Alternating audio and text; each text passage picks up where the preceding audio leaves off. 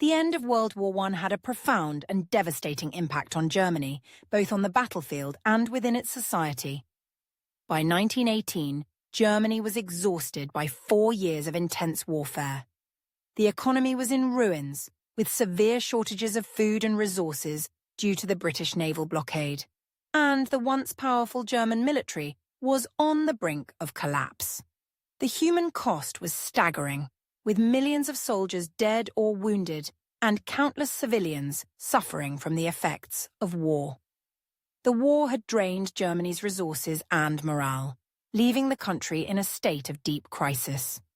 As the situation deteriorated, social unrest that had been simmering throughout the war began to boil over.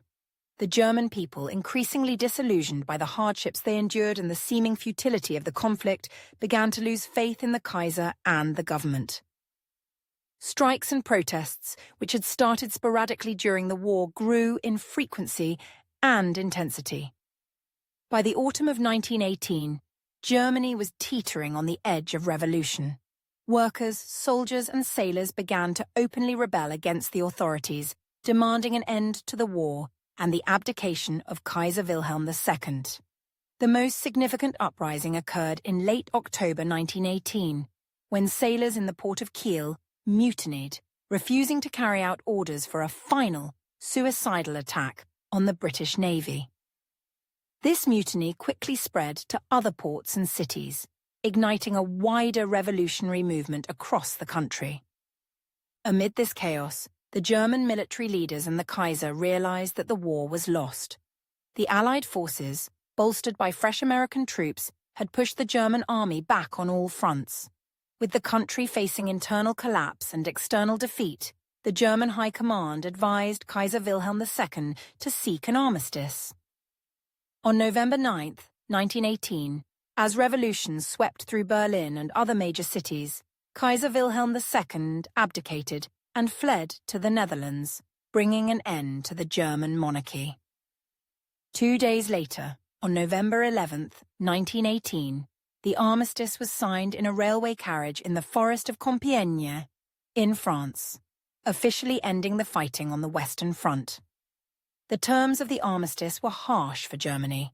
It required the immediate withdrawal of German troops from occupied territories, the surrender of large quantities of military equipment, and the occupation of the Rhineland by Allied forces.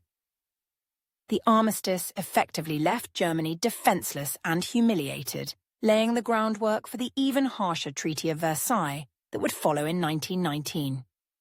In the wake of the Kaiser's abdication and the signing of the armistice, the Social Democrats, the largest party in the Reichstag, moved quickly to establish a temporary government to stabilize the country. Friedrich Ebert, the leader of the Social Democratic Party, SPD, was appointed as the head of the new government. On November 10, 1918, Ebert formed the Council of People's Representatives, a provisional government composed mainly of Social Democrats and members of the Independent Social Democratic Party, USPD. This council was tasked with maintaining order, addressing the demands of the revolutionary masses, and negotiating a permanent peace settlement with the Allies. The temporary government faced immense challenges as it tried to navigate the transition from monarchy to a democratic republic. Germany was in a state of turmoil, with various political factions vying for power, including more radical socialist groups who wanted to follow the example of the Russian Revolution and establish a workers' state. Ebert and the Social Democrats, however, were determined to prevent a Bolshevik-style revolution in Germany. They sought to maintain control by working with the existing military leadership and conservative forces to suppress the more radical elements of the revolution.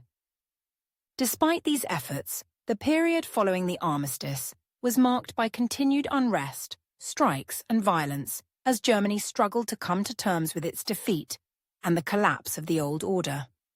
The temporary government laid the foundations for the Weimar Republic, which would be officially established in 1910.